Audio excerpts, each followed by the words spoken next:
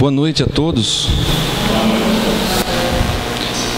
Que a graça do Senhor Jesus continue abençoando cada irmão, porque sei que já o tem abençoado. Meus irmãos, o meu propósito então de estar aqui com vocês nessa noite, ou em todos os momentos que nós nos encontramos, em primeiro lugar, especialmente agora, é colocar diante de vocês, diante de nós, a fiel exposição da palavra de Deus. Então, eu quero o quanto mais possível, e tenho pedido isso a Deus, para que eu coloque a palavra de Deus e que nada de que eu possa falar não ultrapasse aquilo que Deus já definiu em sua palavra. Então, eu quero que, pela misericórdia dele, eu então me encontre fiel ao Senhor e à sua palavra. Eu quero também ser abençoado por isso. E o desejo do meu coração sincero e honesto é que você também seja. Que você cresça. Que eu e você, diante da palavra de Deus, diante da exposição da palavra de Deus, nós venhamos a ser edificados. E que o nosso testemunho seja forte, o nosso testemunho seja maravilhoso, um testemunho de um Deus que age na sua vida e age na minha vida. Nós viemos aqui para glorificar a Deus, nós viemos aqui para exaltar o nome e a pessoa de Deus, na pessoa de Jesus que nos salvou. É verdade. Todo esse culto, todo esse tempo daqui, todos esses cânticos aqui, todos eles são dedicados a Deus. Tudo é dedicado a Deus. Mas como nós glorificamos a Deus? Nós glorificamos a Deus de maneira que nós nos abençoamos uns aos outros, nós obedecemos a sua palavra, e o testemunho da palavra no nosso coração, então, fala aos outros das boas novas, fala aos outros daquilo que Deus tem preparado para aqueles que são obedientes e que têm os seus ouvidos então receptivos e seus corações então receptivos ao Evangelho de Jesus. Por isso, enquanto nós estamos aqui para adorar a Deus, para entregar a Ele o nosso louvor, para escutar a sua palavra, Ele, na sua bondade e misericórdia, nos edifica e nos fortalece. E aí você pode então viver a sua vida de maneira que agrade a Deus e abençoe as pessoas, porque esse é o propósito da sua vida, é abençoar as pessoas, é falar de Jesus, é viver, não só falar, mas viver a palavra de Jesus. E eu, nesse propósito, nós hoje, essa noite, vamos aprender a respeito de como nós podemos evidenciar a nossa confiança em Deus, obedecendo e trabalhando. O tema principal seria a confiança em Deus e a responsabilidade humana. A confiança em Deus e a responsabilidade humana. Assim, nossa expressão de confiança em Deus, a nossa resposta de confiança em Deus, ela se traduz em trabalho, em testemunho, em fazer o que é certo, e às vezes até fazendo o que é certo, acabar dando errado. Mas como pode ser isso? Ora, nem sempre o que nós planejamos dá tudo certo, não é verdade? Mas nós planejamos para dar certo, mas nem sempre acontece o certo.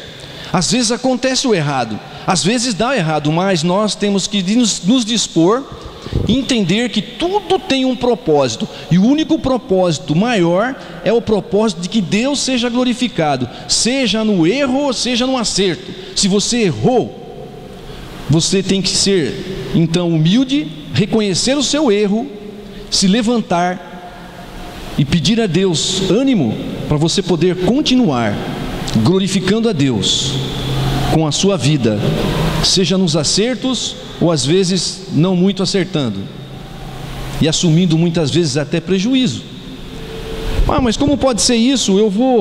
Então, se eu erro, pode então assim está ainda glorificando a Deus? Ora, todas as coisas, elas vão cooperar para a glória de Deus e para o bem do seu povo. Mas como pode ser isso? Ora, um exemplo de coisa que deu errado e que no final o propósito de Deus se cumpriu, é a vida de José. Vocês se lembram da vida de José? Deu tudo errado, né? Ele ia lá supervisionar os seus irmãos, seus irmãos ficaram com ódio dele, ficaram com raiva dele, ficaram com ciúme dele, quase o mataram, jogaram numa cisterna. Depois, por um certo temor, não o mataram, mas venderam ele, venderam o seu irmão, eles venderam o seu irmão. E ele foi então vendido como escravo, foi servir na casa de Potifar, foi preso, ficou vários anos lá preso. Esqueceram dele lá, mas depois se lembraram, e ele voltou então na frente, numa necessidade, foi para o rei do Egito, o faraó, e de lá então nós sabemos que Deus o abençoou de tal sorte que se tornou o segundo homem, e depois ele foi então o governador da terra do Egito, e depois acabou que os seus irmãos o vieram a servir, e ele então pôde trazer a sua casa, a casa do seu pai, e cuidar da casa do seu pai num tempo de dificuldade, e preservou a vida do seu povo, o povo de Israel, e tudo pela mão de Deus, reconhecido por José. Falou: não, tudo isso que aconteceu foi pela mão de Deus. Meu irmão, às vezes a coisa pode dar errada, você tem que ter discernimento e glorificar a Deus, e se levantar e começar de novo. Ninguém planeja para dar errado, mas às vezes pode acontecer. Vocês estão entendendo? O importante é nós trabalharmos. O importante é nós nos dispormos ao trabalho e à boa obra. E eu quero continuar com vocês mostrando esse tema de que a confiança em Deus,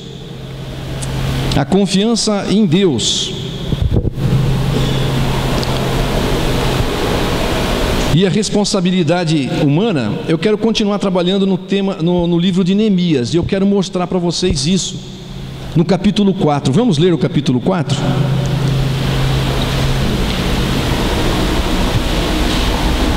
Neemias capítulo 4.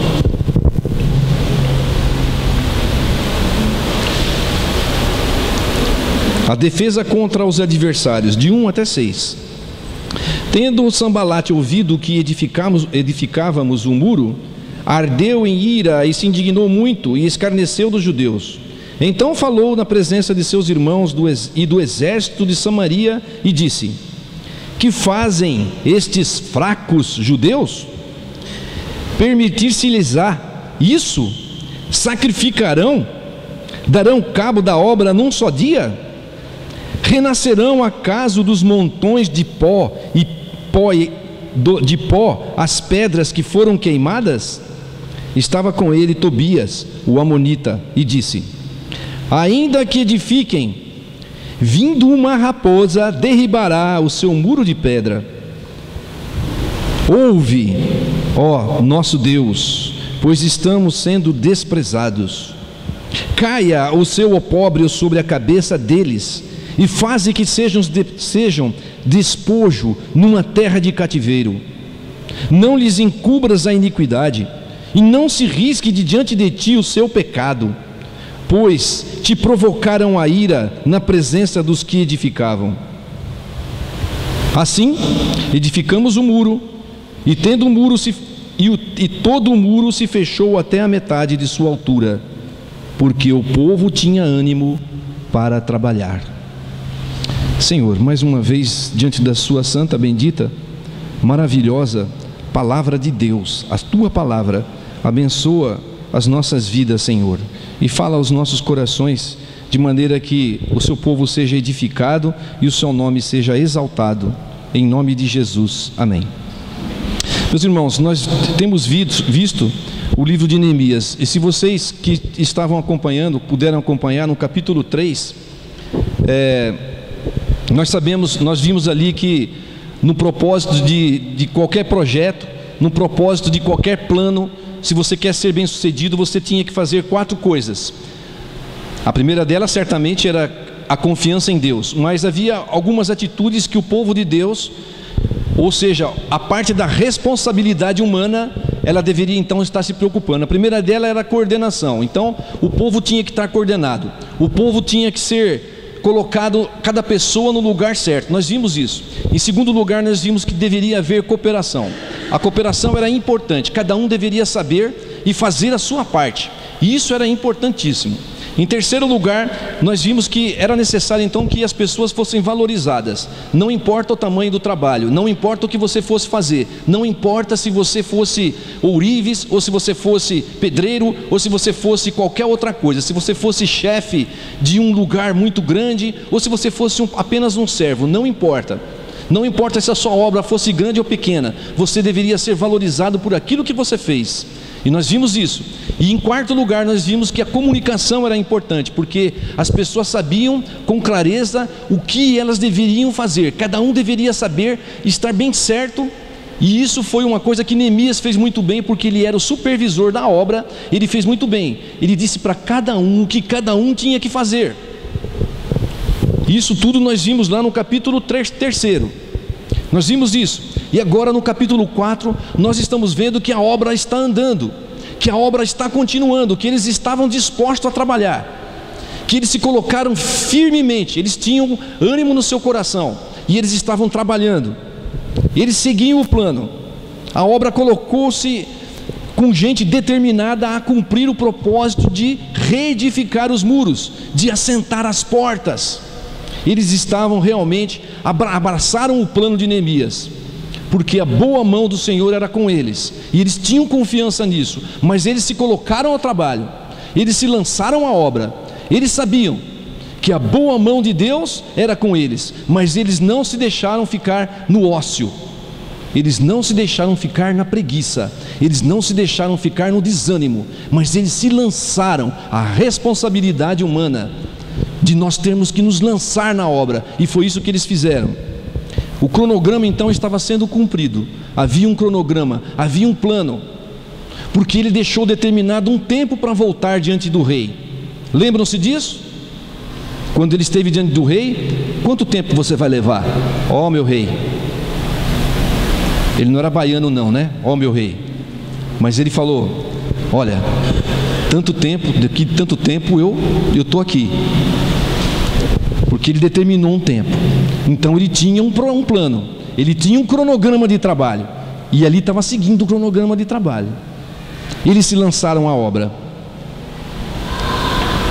Então, meus irmãos, aqui nesse ponto, o nosso tema já está se estabelecendo. Eles sabiam, porque Neemias falou para eles que a boa mão de Deus o acompanhava, porque foi assim, porque ele recebeu cartas do rei, o rei foi favorável a ele, e ele estava lá. Foi levantado um homem, tantos anos ali, eles naquela situação de desespero, tanta gente importante ali naquele meio, eram governadores, eram homens que dominavam um território, eram comerciantes, eram homens importantes, mas ninguém se importou em fazer aquela obra. Mas agora um homem foi levantado por Deus, Neemias, e eles sabiam que Deus tinha levantado aquele homem, e eles estavam animados, porque Deus estava naquele projeto, eles estavam com o seu coração confiante, por isso eles se lançaram à obra, por isso eles enxergaram a responsabilidade de se colocar ao trabalho. Meu irmão, se você quer prosperar na sua vida, confie em Deus, coloque seus planos diante de Deus, coloque seus sonhos e seus projetos diante de Deus, obtenha de Deus o discernimento, se aquilo vem de Deus, e trabalhe, faça o plano, procure os melhores métodos, procure as melhores pessoas que te ajudem, faça prosperar, use de responsabilidade, não seja relaxado. É isso que nós temos que fazer. O povo de Deus deve assim se conduzir. Deus então levantou Neemias, fez arder o seu coração, aquele sonho de levantar os muros, aquele sonho de fazer aquele povo então ter dignidade, ter respeito, de ter uma cidade reconstruída, a memória dos seus pais serem lembradas, a memória de Deus. Tudo isso passou pelo coração de Neemias. E Neemias, como vocês sabem, e eu já falei algumas vezes aqui, ele estava numa boa, ele estava tranquilo, era funcionário público, né, Edson? Não sei mais quantos podem ser aqui, mas era funcionário público. Ele estava na boa, ganhava bem, tinha dignidade, tinha respeito, né? Tinha proteção, tinha estabilidade, vamos dizer assim, vivia no palácio. Agora Neemias resolveu arriscar a sua vida. Mas por que arriscar a sua vida? Porque, como vocês sabem, ele estava diante de um rei, o rei dos persas, dos medos. E um decreto do rei dos persas, e um decreto do rei dos medos, não pode voltar atrás. Vocês se lembram de Daniel? Quando o rei foi iludido a fazer um decreto, Daniel foi então lançado na cova dos leões, e o rei não queria, mas ele não podia voltar atrás. Aquele rei, os reis antecessores, eles também tinham decretado que a obra de Jerusalém, aqueles muros, aquela cidade, aquele templo, não poderiam continuar. Se vocês forem ler o livro de Esdras, no seu capítulo 4, vocês vão ver isso.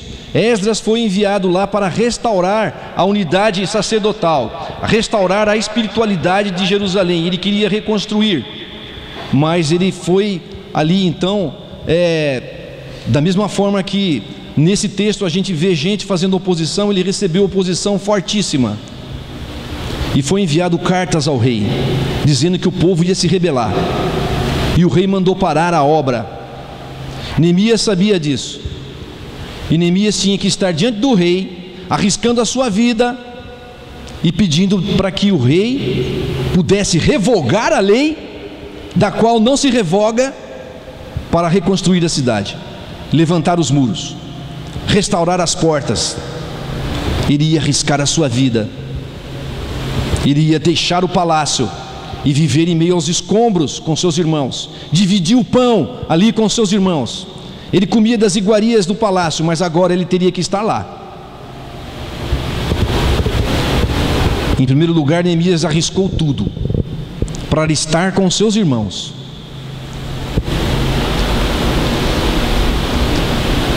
Alguém também arriscou a sua vida, mas não só arriscou a sua vida, mas ele foi até o fim.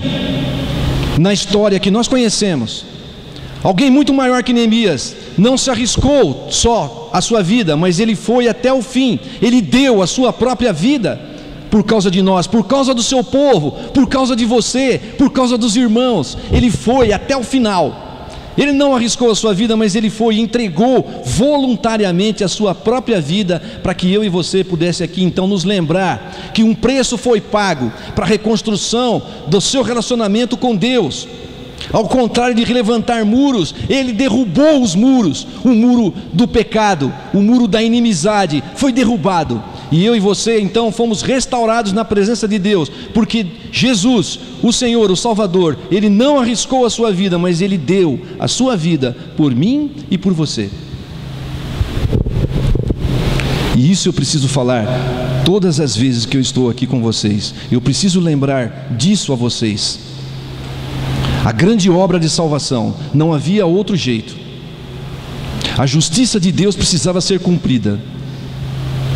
A justiça era que alguém deveria morrer, e todos nós estávamos mortos e condenados. Mas Jesus, o perfeito sacrifício, ele fez o último e definitivo. Jesus, o Emanuel, o Deus conosco, o homem, o segundo Adão, o que Adão não foi capaz de fazer, Jesus o fez. Adão tinha que obedecer, ele não obedeceu, mas Jesus foi obediente, e obediente até o fim, cumpriu todos os requisitos da lei, e morreu para que a morte fosse vencida.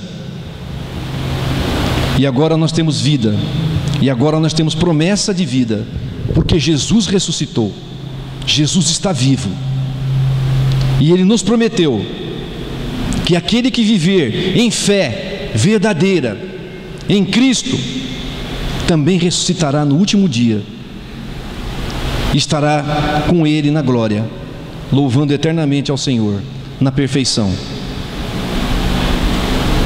Ele não só arriscou a sua vida, mas Ele sim se doou inteiramente por mim e por você, e não havia outra maneira e nem outra possibilidade. Ninguém e nada poderia ser feito diferente disso.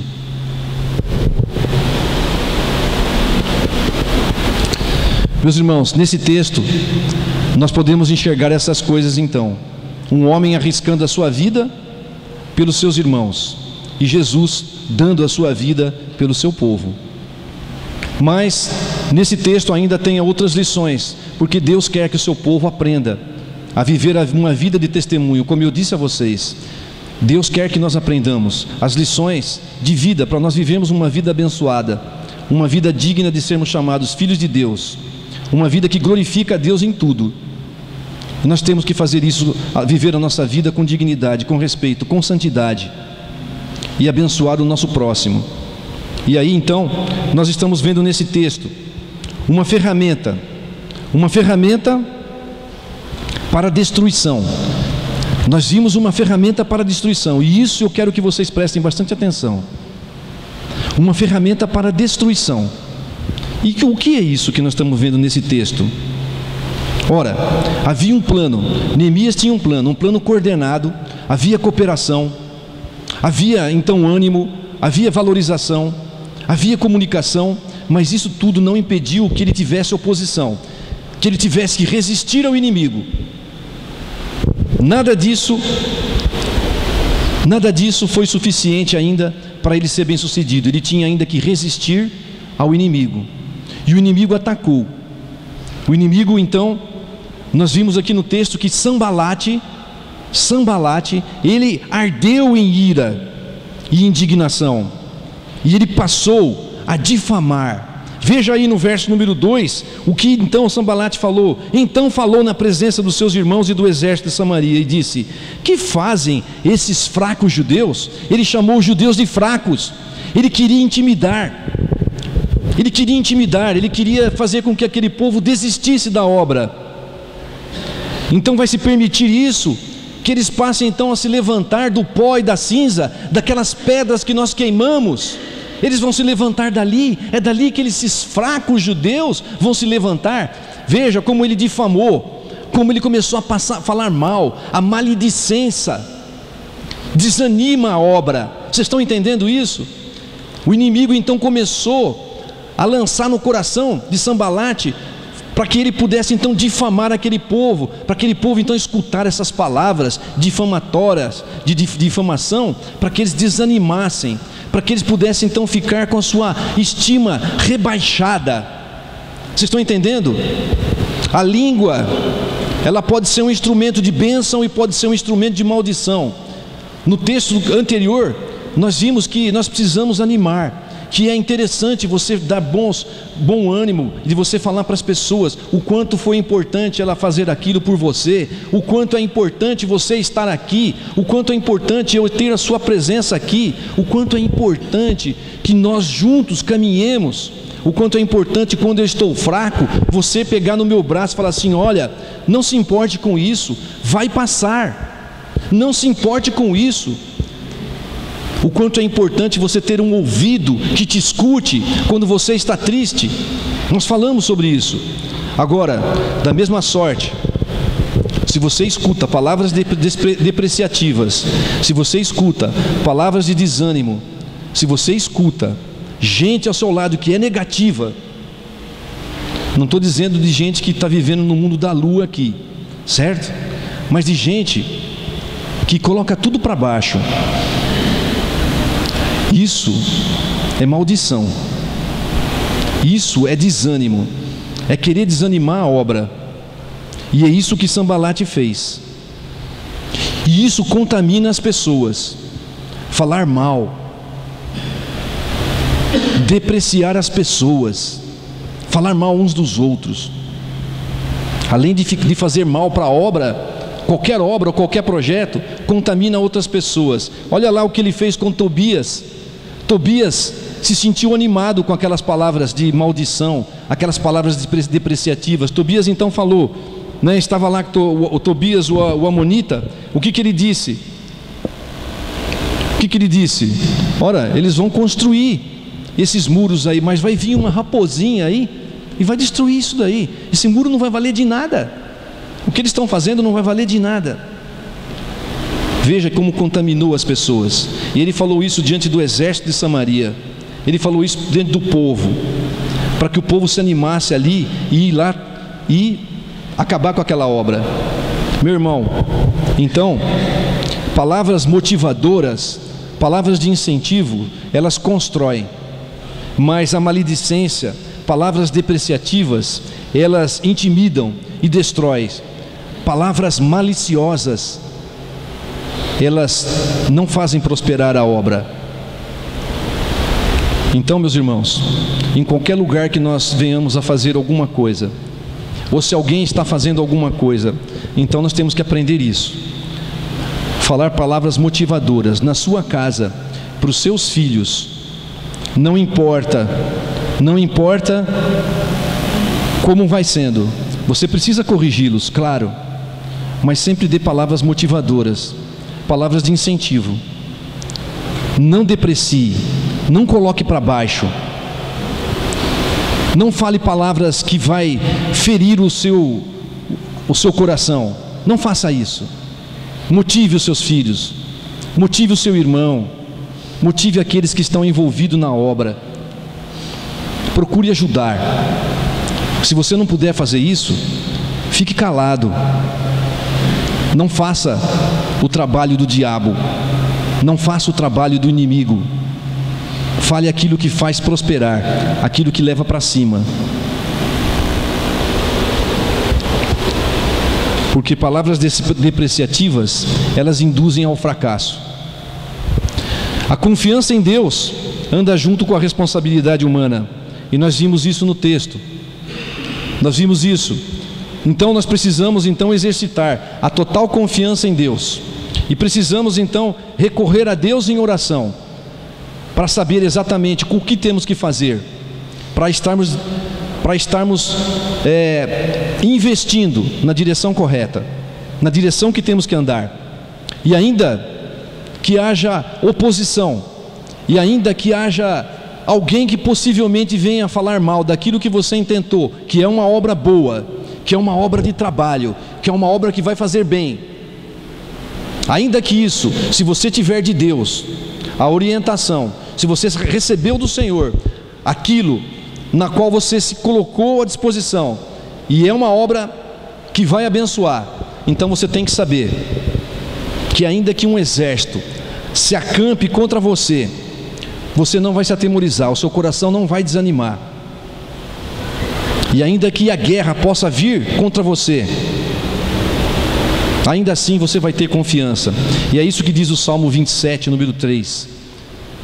Ainda que um exército se acampe contra mim, não se atemorizará o meu coração. E se estourar contra mim a guerra, ainda assim eu terei confiança, porque o Senhor está com você, porque o Senhor quer que você faça algo de bom, porque o Senhor quer que você prospere, porque o Senhor quer que você vá para frente. O Senhor quer isso, quer que o povo dele seja abençoado.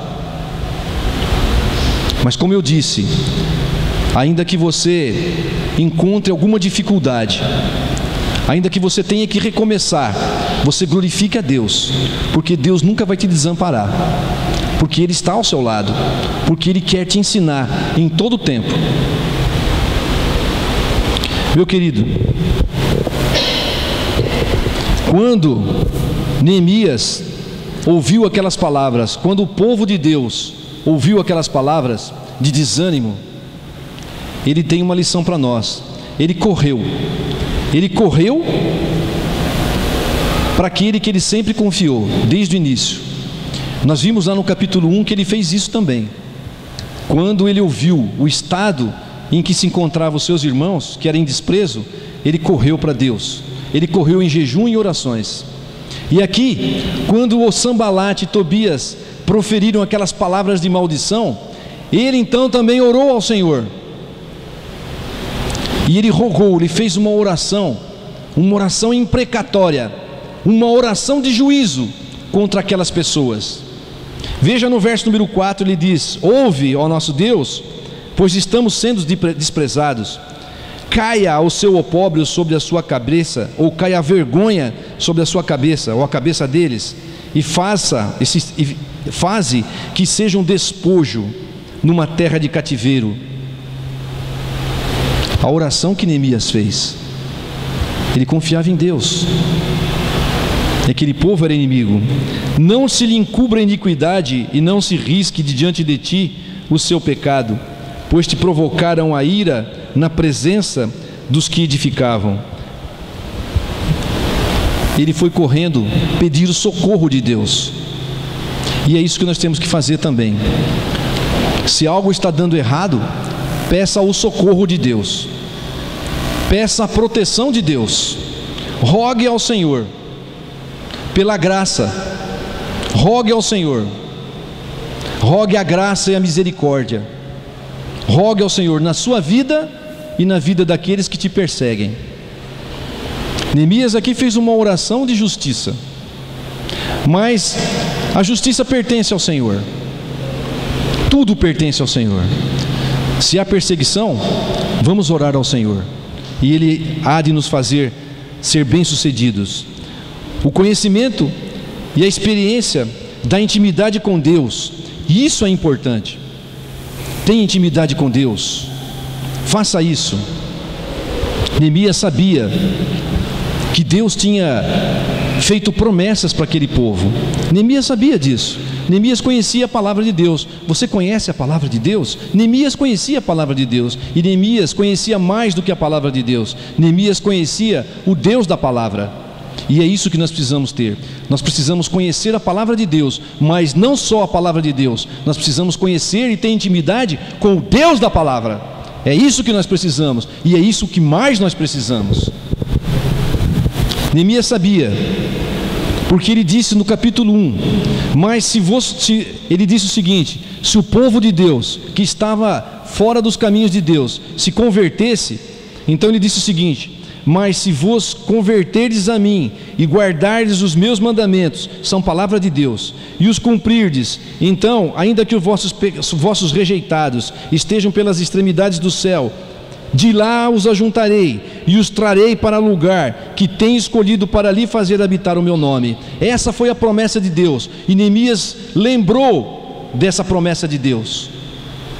Então agora ele pediu: Senhor, faça justiça, faça com que a sua palavra se cumpra. Ele estava fiado e garantido na palavra de Deus, porque ele conhecia bem o Deus da palavra. Houve um homem chamado Charles Langton. Ele foi um escritor, ele foi um diretor de cinema muito conhecido, um britânico que depois foi morar nos Estados Unidos. Era um homem importante. Em certa ocasião, esse homem, era Natal, e ele foi convidado pelos seus familiares a um grande banquete. E ele esteve lá nesse banquete, e muitas pessoas se reuniam ali, seus familiares, os seus amigos, e ele estava lá naquele lugar. Então, em dado momento daquela reunião, foi então pedido para as pessoas recitar algo que tivesse a ver com o espírito do Natal. E cada um então teve a sua participação. Então convidaram também Charles. E ele então, na sua participação, ele passou a recitar de uma maneira muito bela o Salmo 23, aquele salmo que nós lemos aqui: o Senhor é meu pastor e nada me faltará. E ele passou a recitar, e ao término da sua recitação, as pessoas se levantaram e começaram a aplaudir Charles Langton. Depois então outras pessoas tiveram participação, e havia uma senhora muito idosa que estava ali dormindo, tirando uma soneca ali no cantinho. E ali então foram lá e acordaram aquela senhora e contaram a ela o que estava acontecendo. E pediram a ela, para ela também então participar. E ela então, ela pensou por um momento e depois começou: o Senhor é o meu pastor, nada me faltará. E ela foi e declamou todinho o Salmo 23. Ao final da declamação do Salmo número 23, todos estavam em lágrimas. No final da festa, quando Lang então estava indo embora, então um dos familiares, ao se despedir dele, então comentou a sua boa participação e então pediu para ele e comentou sobre a participação daquela velhinha, daquela senhora. E ele perguntou para Langton: mas por que você acha que houve essa diferença de reação do povo? E ele respondeu: ora, eu conheço o Salmo 23. Ela conhece o pastor do Salmo 23. E essa é a diferença. Essa é a grande diferença de você conhecer muito bem a palavra de Deus, mas às vezes não conhece muito bem o Deus da palavra. E isso faz toda a diferença.